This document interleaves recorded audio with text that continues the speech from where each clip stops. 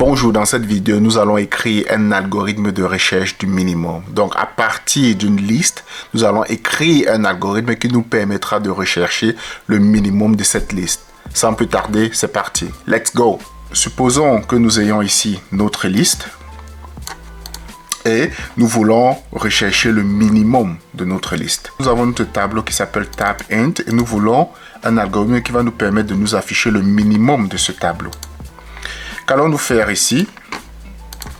Tout simplement, nous allons déjà, c'est la raison pour laquelle il est important de maîtriser les algorithmes de base.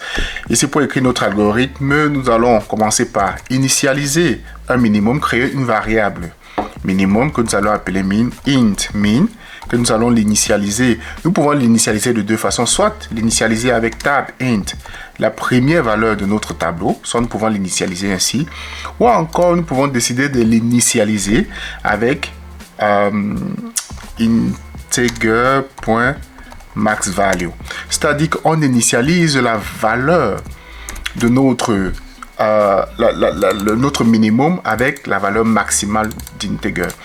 Maintenant, pour continuer, déjà pour préciser ici, nous utilisons le langage Java qui est déjà enrichi. En réalité, nous pouvons utiliser des méthodes ou des algorithmes déjà écrits présents dans le JDK, donc présents dans le langage Java pour nous permettre de nous afficher le minimum ici. Mais ici, pour développer notre logique algorithmique, nous allons écrire cet algorithme-là nous-mêmes. C'est-à-dire que si nous prenons, dans l'exemple, laisse-moi te montrer ce que je veux dire par là. Si ici nous prenons tab_int et que nous faisons tab_int stream, nous faisons erase stream, nous pouvons faire box, ensuite faire collect, nous pouvons faire quelque chose comme ça. Il y a moyen de le faire différemment. Nous pourrons ensuite faire collection et utiliser la méthode proposée par ici notre dans collection, dit max et dit collect. Ici, si nous affichons notre minimum, nous pouvons dire le minimum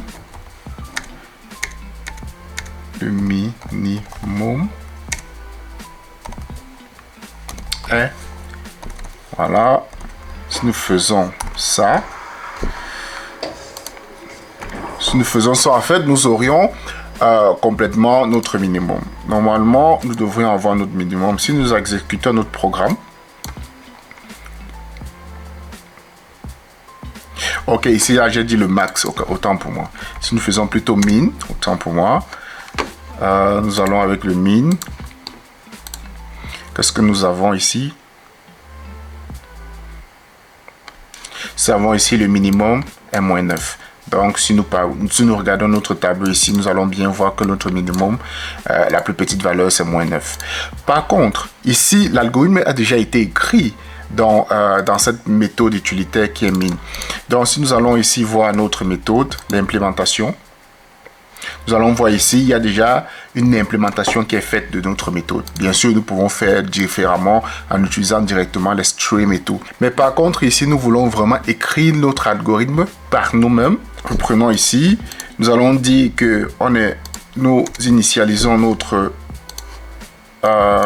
minimum, donc une variable dont on initialise avec la valeur maximale, integer. Ensuite, nous allons dire tant que nous allons également créer une autre variable i pour l'indice de notre pour pouvoir boucler sur notre tableau. On va dire l'indice qui s'appelle i qui égale 0. On va dire tant que tab de int tant que i, autant pour moi, i est inférieur à tab de int point length. Donc tant que la valeur du tableau, tant que l'indice i est inférieur à la longueur de notre tableau, notre i est initialisé à 0. Ce que nous allons faire maintenant, on va faire if le minimum, si notre minimum est supérieur à tab de est supérieur à table de i, ce que nous allons faire, min égale table de i. Et ensuite, quand nous arrivons là, nous devons incrémenter notre indice i++. Donc, ensuite, quand nous allons sortir de cette boucle, nous aurions en fait notre minimum. On va dire ici min,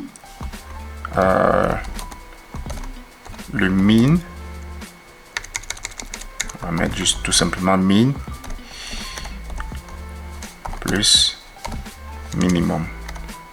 Donc, ça nous a affiché le minimum. Revoyons ici notre algorithme très rapidement. Si, donc, nous initialisons déjà notre minimum avec la valeur maximale de l'integer. Ensuite, nous initialisons l'indice i.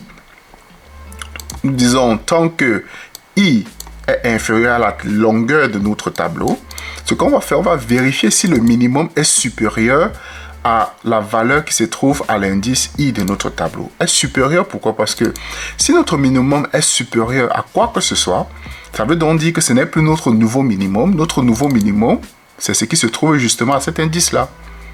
Et on va l'affecter, la valeur, notre nouveau minimum sera ce qui se trouve à cet indice-là. On va l'affecter à notre variable min et on incrémente notre indice pour boucler sur notre tableau et nous revenons ici à notre while et ainsi de suite. Et à la fin, en sortant de cette boucle, en fait, nous aurions notre minimum. Donc, si nous exécutons notre programme ici, qu'est-ce que nous avons comme résultat?